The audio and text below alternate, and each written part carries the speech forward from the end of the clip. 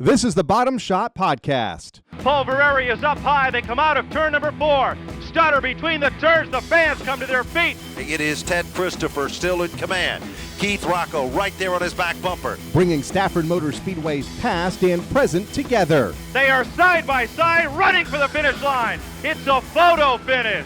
Deep into turn number 3. He goes in deeper than most. Christopher is in trouble. It is Keith Rocco to slingshot to the bottom, and he'll take down the win. A Stafford Motor Speedway production where we will hear from the personalities from the past and present that found success on the legendary half-mile oval. The scoreboard shows goose eggs as they wait. It's Pulvereri. He wins it by inches over Richie Evans in the Spring Sizzler. Unbelievable chain of events. Now, here are your hosts, Paul Arute and Kyle Rickey. For the second consecutive episode, the Bottom Shot Podcast is at the Northeast Motorsports Museum here on the grounds of the New Hampshire Motor Speedway in Loudon, New Hampshire. Kyle Rickey and Paul Arute talking about the history of Stafford Motor Speedway and the Spring Sizzler, which will have the 50th running here in just a couple of months' time. And joining us, one of the founders of the great event, Dr. Dick Berggren, joins us.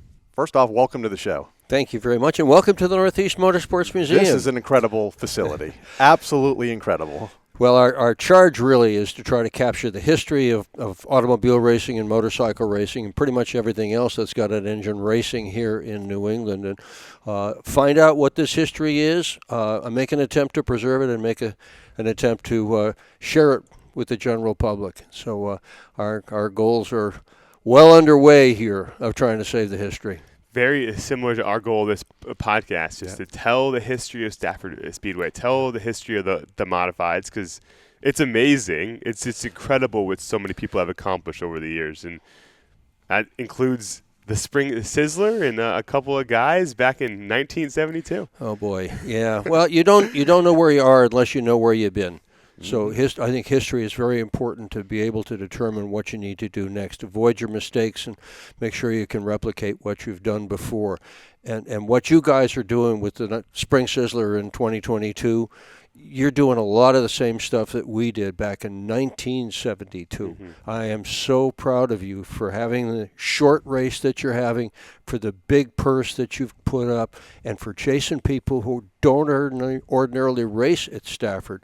And they're interested in coming. Yeah. They are interested in coming, and you're doing it right. Our goal is, if you don't come, who are you? Are you even a modified driver? Yeah, yeah.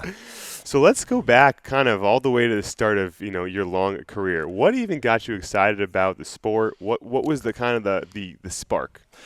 Your racetrack was the spark. I was 8 years old, and I had an uncle that lived in Stafford Springs, almost within sight of the racetrack.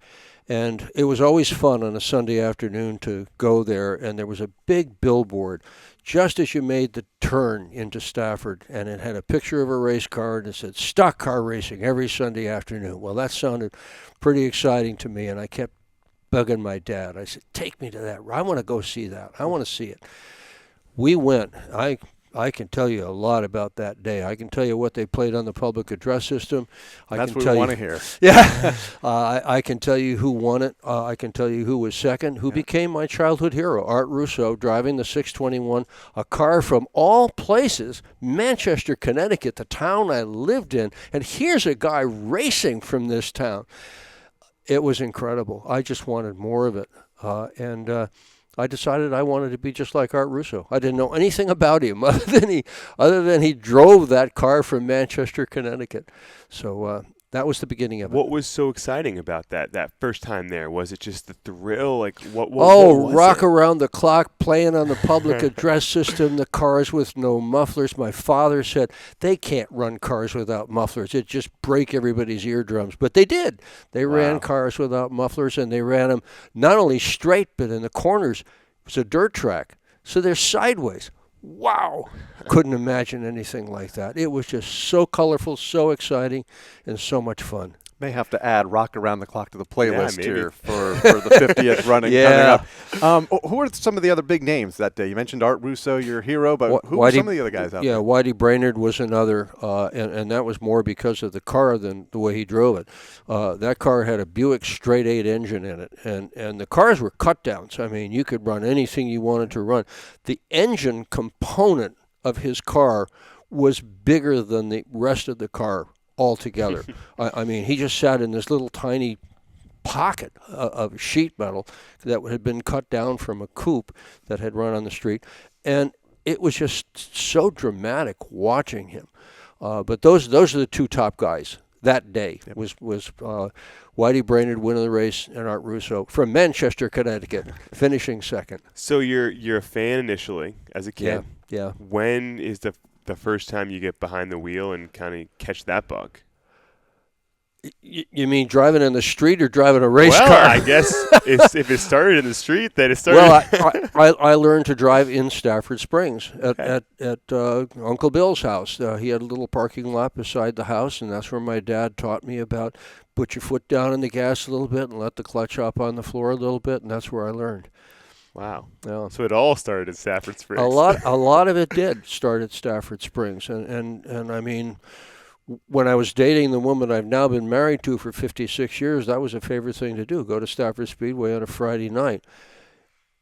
The wedding might have been the only day we were married because the day of our wedding was a Friday, and we're leaving the church, and I hit the highway, and I realized, and I said to her, you know, we can catch the feature at Stafford. She said, no, we're not going to do that. That'd be a good choice. Not for me, it wasn't. No, I saw no reason why we shouldn't be sitting in the grandstands. Just because we got married that afternoon didn't mean we couldn't go to the races that night. But, yeah, Stafford Speedway has been a big part of my life. So when do you start driving, though, as like racing? Competing, yeah. Well, my first race was at Stafford Speedway. Also. Of course, yeah. 1953 Studebaker that I bought from Harry the Cat Urbanski for $225, and it included a spare tire. One spare tire. Yeah, totally stock. I had a roll cage in it.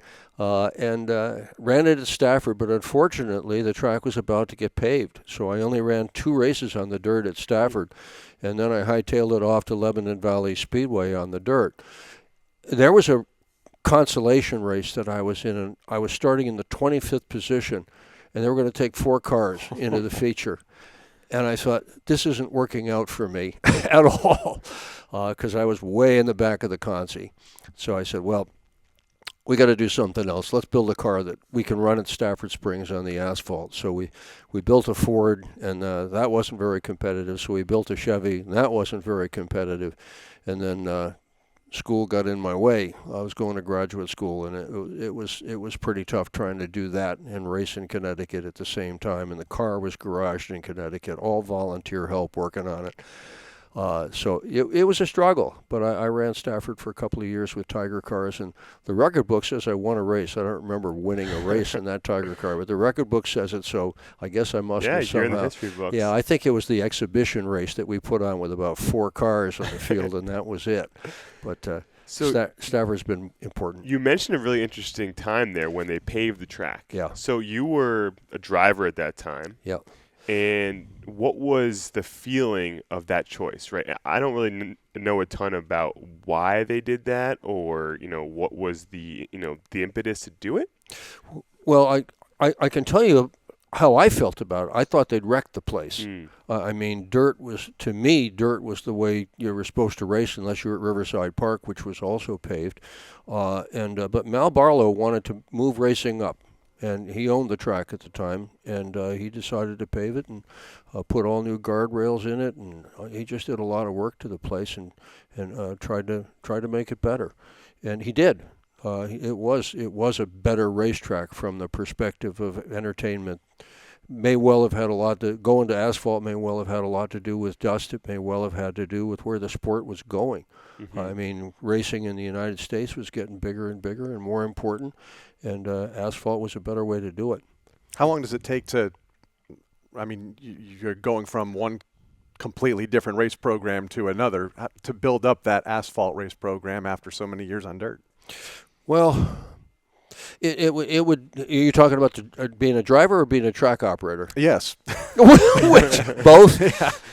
There are people that can do well on dirt, and there are people who can do well on asphalt. I never won a race on asphalt. I've got a lot more laps on asphalt, but I never won a race on asphalt. I just felt more at home on dirt. And there's folks that are more at home on asphalt, and they don't want to race on the dirt. It does take a while to get used to the whole thing. I mean, you're doing it. You're driving very differently on dirt. You go in the corner, you pitch the car, get it out sideways, sometimes way out sideways, sometimes a little bit out sideways. You don't want to try to do that on an asphalt track. You're just not going to go anywhere. You might get away with it for a couple of laps, but you're not going to go anywhere. So it's a whole different thing, and there are people who can do very well in one and just incredibly poorly in the other. Was it accepted, I guess what I was asking is, like from the fans' perspective back then, when that transition was made from dirt to asphalt, with the fans, was there a positive response from the fans? Well, initially there was. Yep. I mean, the crowds were certainly there for the first races, but you do anything new and is dramatically different, Sure. as Stafford was when it paved. A lot of people came just for the, my golly, this has been a big change. Let's see what this is all about. Mm-hmm. Beyond that, I wasn't sitting in the grandstand back then, so I don't really know how folks felt in the grandstand. And so you go on to drive it at some other tracks on dirt, and what kind of cars were you running at that time? Well, when I ran the asphalt cars, these were Tiger cars that I ran at Stafford Speedway, which was kind of a late model or a street stock of today. You could take some weight out of it. You could do some work on the engine. You could get some race tires on it. So it was a real race car, but not a really very sophisticated race car. Fairly inexpensive to run. I mean, my golly, I was racing those things, and I was still a student, for heaven's sakes. I had no business trying to be racing while I was doing that. And then a college professor trying to race. It was a crazy combination. Yeah, it's always. I know you were on Dale Jr.'s podcast, and you talk a lot about being a college professor. I know. Yeah. I went to college. I can't picture a single one of my college professors showed up the next day with their car on their, in the trailer. Well, tried it at an all-women's Catholic college in the city of Boston. Let me tell you what, it was about as big a non-fit, I think, as any professor ever had. So I think it's interesting. Why did you become a college? I backed into it. Backed into it.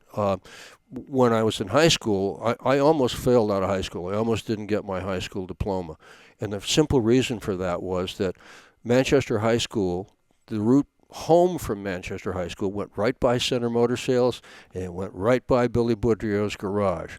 So instead of carrying my books home, I would go to the garage, I'd sweep the floors, I'd do whatever they let me do with the race cars, and then I'd go home from there. Didn't take homework home. Instead of reading my textbooks, I got Speed Age magazine in between my books. We had 616 in my graduating class. I graduated 589th. Okay, I just barely made it. Racing was always a big deal for me. It was the biggest deal. But when you had a high school education back then, like now, you're not going to go very far in the world. I got a job at Pratt & Whitney Aircraft, which just about everybody did back then. And I made a little money, but I didn't make very much money. And so I got a second job. At night, I was processing photography for Sam Nassif in Manchester. So I got 2 full-time jobs, and I still don't have enough money for a race car. And a race car is what I wanted out of life. I wanted to be a race car driver. I wanted to be just like Art Russo. I wanted to drive cars. So at the time, it was just after the Sputnik thing had come off, and everybody was saying, you want to get a good job, get a good education. So I thought, okay, if I can get a degree, I can get a better job. That means I'm going to have better motors, better tires, better cars. It's pretty simple. So it all ties back to the race car. Yeah. But unfortunately, at that point in time, I couldn't get into any college. Every place I applied, they said, no, you're too dumb. You can't possibly succeed. They'd seen my grades, the stuff that I had done, the testing that I had done in advance, showed that I couldn't do it. I couldn't pass the test.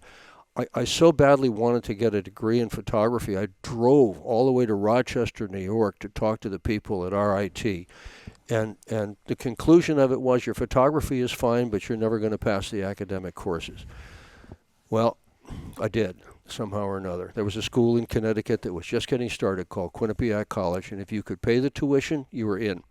I could pay the tuition. I was in. So I did 4 years there. And at that point in time, if you had a master's degree, you could make a lot more money than if you only had a bachelor's. Better tires, better motors. So I went and got a master's degree. About the time I got done with a master's degree, you needed a PhD to get the big money. So I went and got a PhD, and I got all done with that. The next thing you know, I'm a college professor, and racing in the summertime and teaching school in the wintertime. I was going to say, that's got to be quite the balance. I mean, how do you balance that? It was easy. I mean, my classes ended in May. Oh, that was perfect then. So, yeah, I'd run a couple of races before classes ended, and then all the rest of it, all summer long, all I did was work on the car and race the car, and then when it came time to go back to teach again in September, the racing was winding down. So it worked out really well. You say you wanted to be just like your first favorite driver. Was there a goal to kind of just continue to go up the ladder? Was it like, No. I just want to just be I just wanted to win a damn race. I really did. I mean, I wasn't very good at it, to be blunt about it.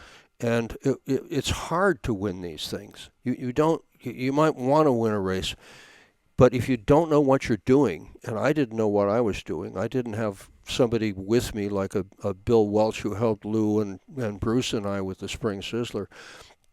I just didn't know. I couldn't do it. I wasn't good at it. And then finally one day, surprise, surprise, I won a race. It was the biggest day of my life. Where was that win? That was at Lakeville Speedway. Also 1972, in a car numbered 80, the Spring Sizzler 80 on the side of the car. Yes. Yeah. Which we'll have to get a picture of and toss it on this Absolutely. podcast. A very famous picture. We do.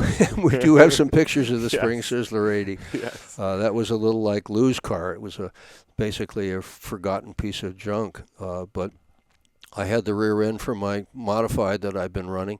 I had the engine from the modified, so we put all that stuff together and went to Lakeville with it. And it was a light little car, dangerous as could be. I didn't realize that, but after the first year of running it, I was going to clean it up. I started cleaning the roll cage to paint it, and it turned out that the roll cage was about half Bondo. Somebody had the thing upside down in an asphalt track and ground the roll cage down, and instead of putting new bars in it, they just put plastic. So there really wasn't a roll cage. There really wasn't a roll cage, no. Wow. How long did the racing career go on for you? Well, probably 20 more years, maybe 25 years. Wow. Yeah, I raced a long time. Yep. I shouldn't say I raced a long time. I drove race cars for a long time. It didn't click until I got into a sprint car with a guy working with me that knew what he was doing mechanically. Doug Gore was with me for some of the races with that little hot rod that I had that I won Lakeville in. And we got to the point where I had a chance to buy a sprint car, and that looked like that's where the track was going. Well, heck, I'd already won at Lakeville. I liked this thing of winning. So let's get something better to take to Lakeville and try to win. Well, that would be a sprint car, lighter, better. Everything about it was better. So we got together with that, and Doug started turning the wrenches, and I started doing the driving. We had one very lucky day where he decided when we'd gone to Beech Ridge to practice with it, he wanted to try driving the car. He did, and he went end over end in it. So that then settled our relationship. Doug, you're the mechanic. Dick, you're the driver. And we did pretty well together. We wound up winning 20 features together at Beech Ridge. I've won 23 in my whole life, 20 of them in that one car at that one track. So let's kind of start to talk about the Sizzler. So, good. So how does it begin for you? It sounds, the stories go that you were trying to fund the driving. Yeah. Talk to us about how it started. For me, it started, my recollection of it is a little bit different than Lou's. Lou talks about it being formed at Cronin's restaurant in Cambridge, and I remember more than a few meetings over a lot of beer there. But I remember walking into Lou's house, and Bruce is sitting there, and they said, we got something we want you to get involved in that we're going to do. We want to rent a racetrack and run a big race. and I think we can make enough money so we can go race next year. At the time, I needed a car. My car had gone to New York, and the work wasn't being done. Lou needed a motor. He had a car, but he didn't have a motor. We needed another tow vehicle to get us where we're going. So Bruce was the guy in charge of the tow truck. I was the guy in charge of getting my car going. Lou was in charge of making his car go. But we didn't have any damn money. Between the three of us, we didn't have any money. So here comes this idea, and I thought the two of them were crazy. Honestly, I really thought, these are two guys I respected enormously, but I thought, there's no way the three of us are going to run a race. Yes, we are. Watch this. And we did. So you weren't part of the initial I wasn't. conversation. You kind of walked in and... I walked into it. You thought they were crazy. Oh, yeah. Yeah. Well, they still are, too, by the way. So where does it go from there? I mean, you're at his house. There's the three of you. Yeah. How do you approach the folks at the Speedway? And Well, we talked to Donald Honig at Thompson, and he really wasn't interested either in us or the concept that we had. We went to Jack Arute, and for whatever reason, it clicked. Jack was willing to lease the racetrack to us. I'm not sure he knew what the hell we were going to do with it, but he was willing to lease the track to us, and so off we went. And I'm so glad we did it at Stafford because we had Bill Slater there to help us, and Bill was an enormous help. Bill Welch, Bill Slater, the two of those guys. Without them, I don't know if we would have pulled it off. We probably wouldn't have. So it's the 1970s. The sport is in an interesting spot. Yeah. Why is that the time to promote a race? Like, what is that? Why is it? Oh, we have to have a race. It was the time for us to do a race because we were not just racing; we were race fans, and we didn't like these long races where you got pit stops, where they got time trials. Start the fastest guy on the pole. There's no passing. We thought it was all wrong. We thought the races ought to be short races, so you don't do pit stops. You save a lot of money on tires that way. They're doing two-day races, 3-day races. Condense it all into one. And we really thought we could make a contribution to the sport. I mean, the three of us were interested. At that time, you thought that? At that time. We really thought if we could pull off what we had in mind doing here, a short race, no pit stops, 1 day, everybody's welcome. Let's try this. Let's see if this can work. And we did, and it did work. It did, yeah. And it sounds like you sold the idea pretty easily to Jack Sr. I mean, it doesn't sound like there was much conversation between you guys. No, there here's really the racetrack. wasn't. No, he certainly didn't sell it to it. He didn't let us rent the racetrack because he was going to make any money. We were going to give him $1,000, which for Jack there was nothing at all.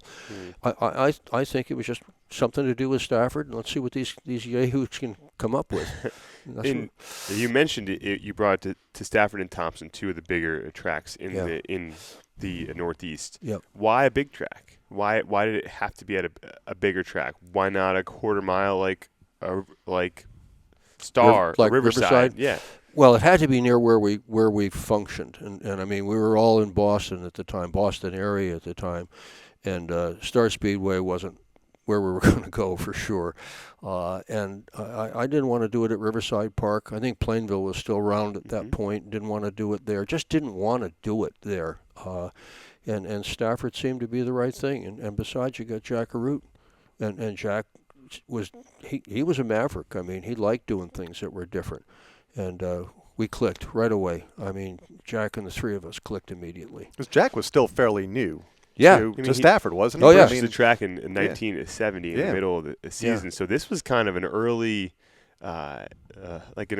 just event that just kind of came on, he didn't have any experience at operating a speedway. No. He was in the construction business. Yeah, exactly. So why did you guys click, you think? What about it? I think we clicked because we had so much respect for him. We really did. We thought so highly of Jack and what he was trying to do with Stafford, what he was trying to do with racing. A lot of what he wanted to do we thought was right, correct. This is where the sport needs to go. And so that made us respect him, and I think in return he respected us because, I mean, we were Saturday night racers. And he loved the Saturday night guys. I think a lot more than he loved the guys that were running the Daytona 500. I think he liked the guys that raced Saturday night. Yeah, definitely a modified Or guy in the case of Stafford, it was Friday night. Friday night. And I've heard the name Bill Slater a lot, too. Wow, Bill Slater. What was your relationship like with him during that time period and trying to get all this started? Obviously, he was Jack's right-hand man at the time at the racetrack. And tell our listeners who didn't get to know Bill a little bit about him, because, man, he was Wild Bill. Even I knew him as a kid. He was Wild Bill. He was an incredible race car driver. I remember sitting in the grandstands at the London Waterford Speed Bowl, and the big rivalry was Bill Slater versus Don Collins. Who's going to win the race tonight? Who's going to go home with the trophy, the big money? Half the fans loved Bill, half the fans loved Collins. It was the same. Bill was a terror at Norwood Arena. I mean, win the race, win the championship, beat everybody. But with us, he was just another guy. He was just he was very much a mentor. I mean, Lou talks about when the Spring Sizzler was over, he had mops for all of us and said, "Go clean up the ladies' room." He had us cleaning toilets the next day, literally the toilets, not just the floor, the toilets, and to make sure that we didn't let our heads get ahead of ourselves. He was a good guy. He was a good man. He's somebody that we all looked up to. The sport of modified stock car racing in New England is better because of Bill Slater. And I want to say he was involved in Stafford almost to the day that he passed away, sitting at the back gate. Right up in all. I mean, he was there for. He knew everybody who came through that gate up until the day he died. Yeah. Yep. And so what's interesting, too, about the first Sizzler is that time where the cars, we kind of talked about this with Lou, how you could pull an asphalt car and a dirt car, and it was just that perfect time to be able to get all those cars. Who were some of the drivers that came? Who were some of the personalities that came? I know it was pretty much anybody who was anybody. Yeah, it was, and that was a lot of what made that race so incredible. You could see people that you had only read about in National Speed Sport News or Speedway Scene, Gator Racing News. These were guys that ran in New York, these guys that ran in New Jersey, guys that ran down south, guys that ran all over the place. And you may have heard about Don Diffendorf that won Syracuse, for crying out loud. He won Syracuse on the mile dirt track, and that's why we picked him for our poster child. We wanted somebody that fans weren't used to seeing because we were going to get those people at the Spring Sizzler and give them a chance to race in front of a crowd that wanted to watch them. How'd you get a guy like that to come down? Went and talked to him. So much of what we did was just very personal. Go to races, look for people that we thought we could connect with, that we could talk to, and talk to them and try to persuade them, come to the track. We did the same thing with our PR. We did press releases that were based on a local area. So let's say that you're off in Norwich, we'd find a driver from Norwich that's going to be in the Spring Sizzler. We'd write up a story about the guy, come up with a photograph, go to the Norwich paper and say, here's a local story about a guy that's going to run at a big race at Stafford Springs. Your local guy. Well, by golly, the papers grabbed it. It was free. It was ready to go. Yeah. We had a picture.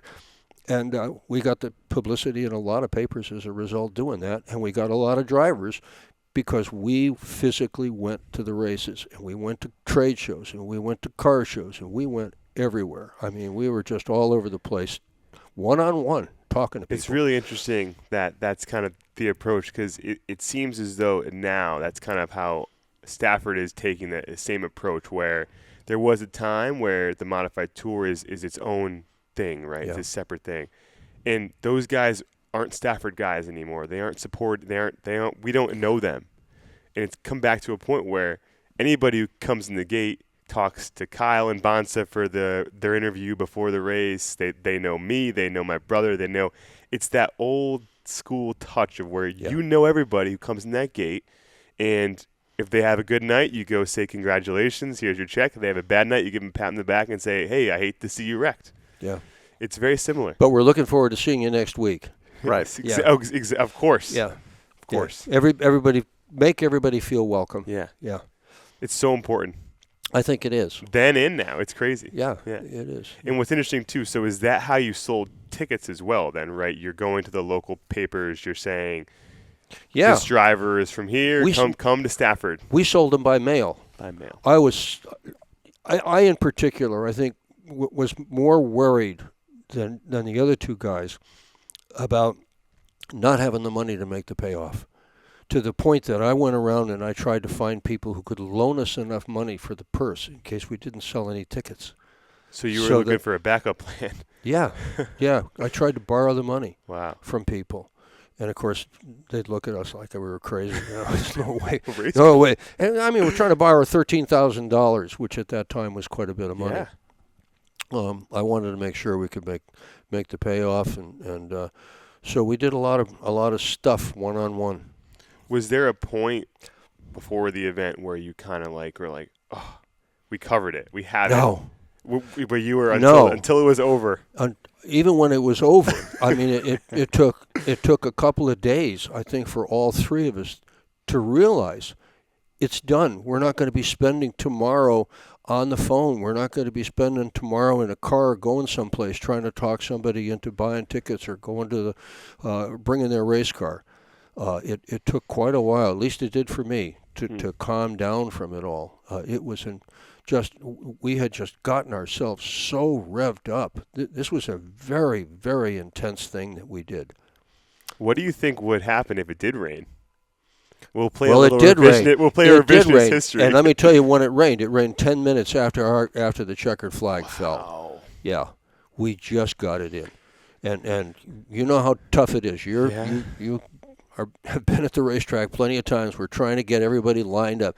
We're ready for the race. Don't be fooling around. Come on, get the cars on the racetrack. Get them out there. We ran around the pits and told everybody, we don't want to have you come back next week. Let's go. Come on, get it out there. And they did. The competitors responded. They got the cars out on the racetrack quickly. We ran everything off. Boom, boom, boom. And it's a good thing we did. 10 minutes later. Yep.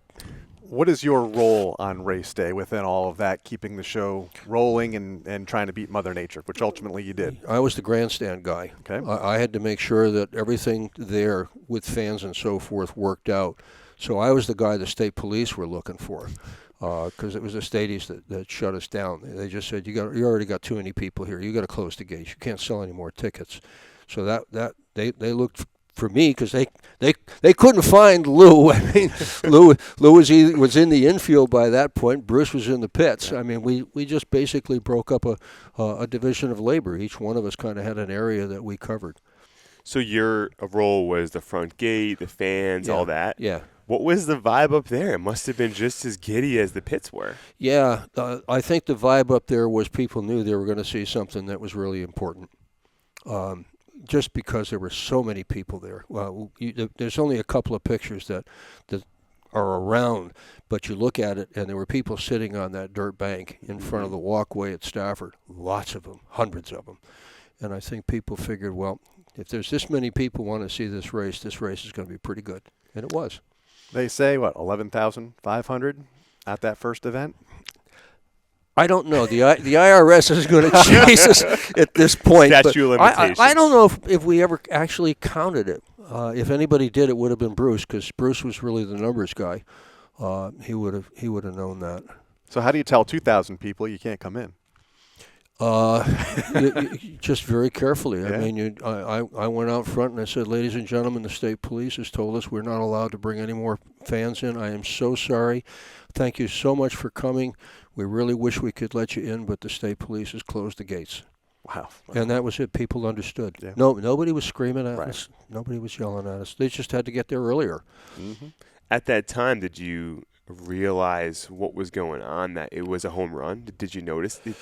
Did you have a second to appreciate it? No. I was too busy doing other things. Yeah. I mean, in the middle of the race, I left with a state cop to deposit the money. We had to get the money into the bank. In the first place, we brought $13,000 with us. I still wasn't sure we were going to sell another ticket. Really? Yeah, it was crazy. But we brought the money there, and then plus we had the money that we had taken in for the pit fees and the money we'd taken at the front gate. There was more money than I'd ever seen in my life. So off we went to the bank in the middle of the race. I missed a lot of it. You missed the race. I didn't miss the whole thing, but I missed a lot of it. Wow. Yeah. We talked with Lou about race morning and the rain. Yeah. What's it like from your mind? Just gut-wrenching. Yeah. Just we worked so hard to get to that point, and the realization that it's race day. This is it. This is it. Now we've got to really perform. We've put all this work into it, but this has got to be a smooth running race. That was another thing. We were so fed up with going to racetracks where one heat would finish, and then there's just announcers telling fans, "This is a good time to go to the concessions and get a hot dog." We didn't want any of that. We wanted to go boom, boom, boom, boom, and we realized that now we had to change. We had to take off our come to the track, sell tickets, persuade people to bring cars. Now we got to put a hat on that says, "Run this show and run it well." And do it right. That was so important to us. And 50 years later, that is still the most important thing in operating a speedway. Bring them in, show them a good time, send them home early. Exactly. Yep. You can't be there till 1 a.m. No more of that. No more of nobody that. Nobody wants to be at the racetrack at 1 o'clock in the morning. So, the event, the races. Yeah. It sounds like you were all over the place, but did you get a chance to enjoy just to catch a glimpse of, what was going on the track? The action? Lou and I at the same time were watching Red O'Keefe barrel rolling down the backstretch when we knew the rain was coming. That was one of the most poignant visual things that I saw. That and to see Diffendorf's car lined up to come into the pits. We had assurances from these guys that they were coming. But there's a difference between an assurance and particularly when you've got a lousy weather forecast. Are they going to come all the way from New York? Are they going to come from New Jersey? Are they going to come to the race? Boy, we hope so. So there were a couple of times when we all could breathe a sigh of relief, but not so much that we figured that we had done it, that the race was going to be a success. I don't think any of us really figured that out until several days afterwards, and we realized, my gosh, people came, they had a good time, we had a good race, nobody got hurt. Everything went well. Everything went just the way we planned it. Wow, it's over. Now what? Well, now I got to find a car. Lou's got to get somebody to build him a motor, and Bruce has to find a tow truck. After you clean the ladies' bathroom. Well, yeah, but that was the hardest part because we did this so we could race. Yeah. But you try to find a motor builder during the season, at the very beginning of the season. Try to find somebody to build you a car when the season has already started. That's true. And we couldn't. And we just sort of looked at each other and we said, we did this so we could race, and it screwed up our ability to race. So we can't do this Spring Sizzler anymore. And we went to Jack and basically sold it back to him. So was that the reason why you decided to that was it? It's that was it. Done? Oh, yeah. Yeah, it did not accomplish the goal.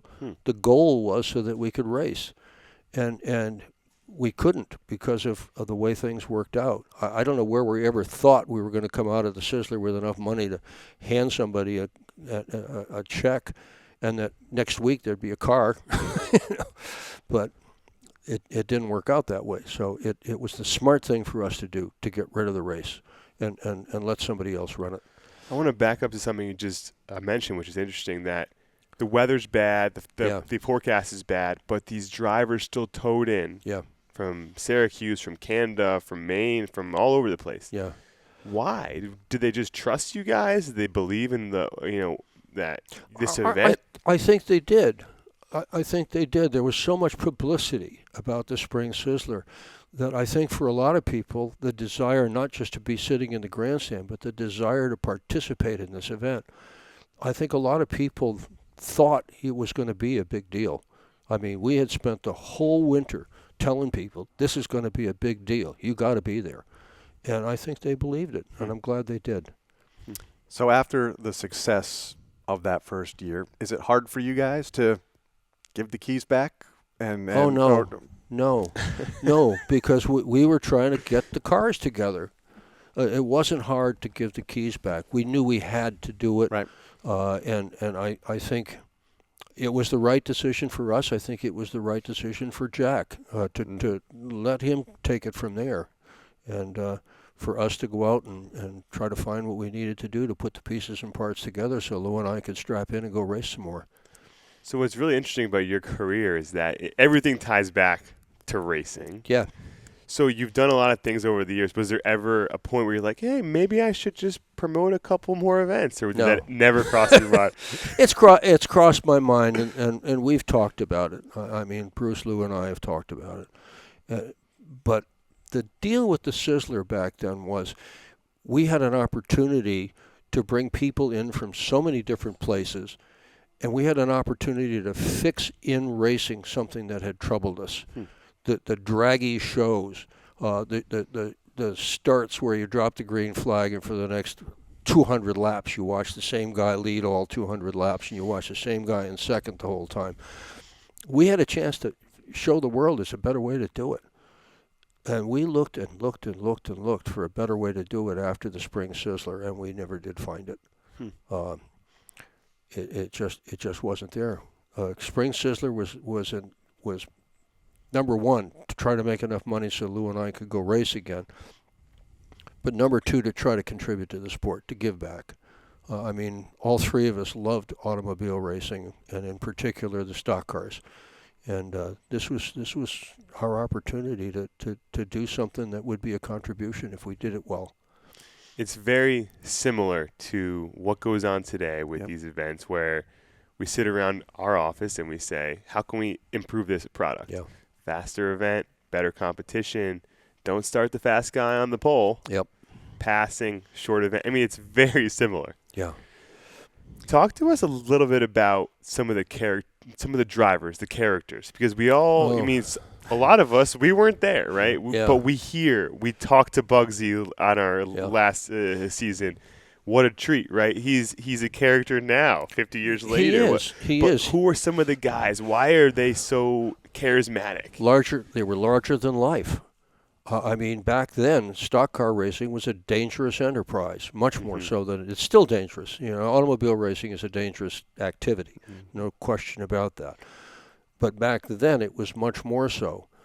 So here you're dealing with people who, I don't know any other way to put this, looked at death and spit at it in its eye.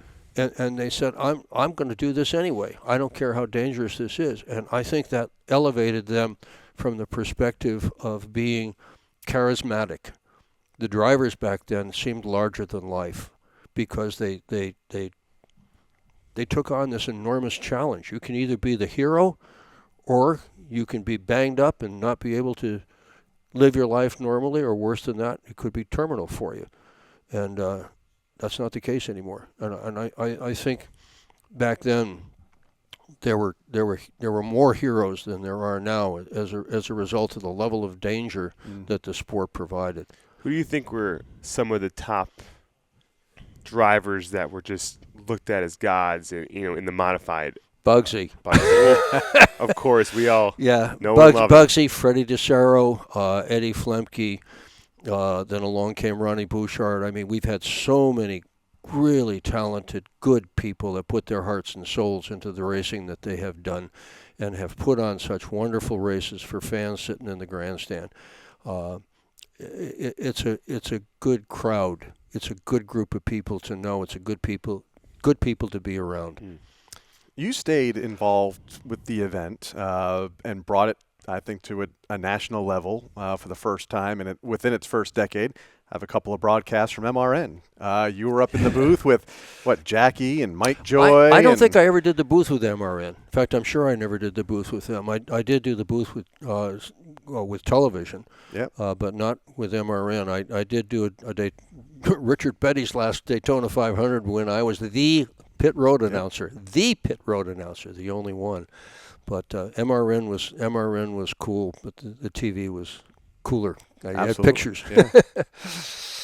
Yeah, and I know that's kind of our introduction of our podcast is the great MRN call with Richie Evans and Bob Pulverari. Oh, Pulverari! What a finish! Oh yeah.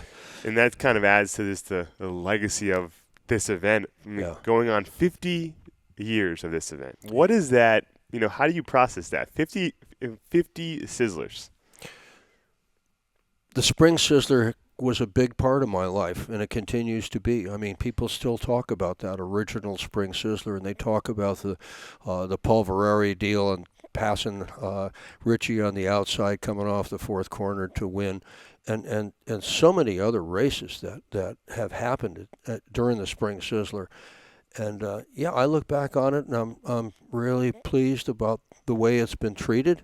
I'm especially pleased with what you're doing with it for the 2022 Spring Sizzler. I think it's going to be an incredible race. I really do. I see and I sense some of the same enthusiasm, some of the same emotion on the part of people. The guys who are running it and the guys who are going to participate in it. You're going to have a great race, and we're going to be be there, and we're going to be cheering. Yes, and we're excited to have you and Lou as the grand marshals of the event. I hope you enjoy the day. You don't have to worry about the tickets. You don't have to worry about the ladies' room. You don't have to worry about the state police. Yeah.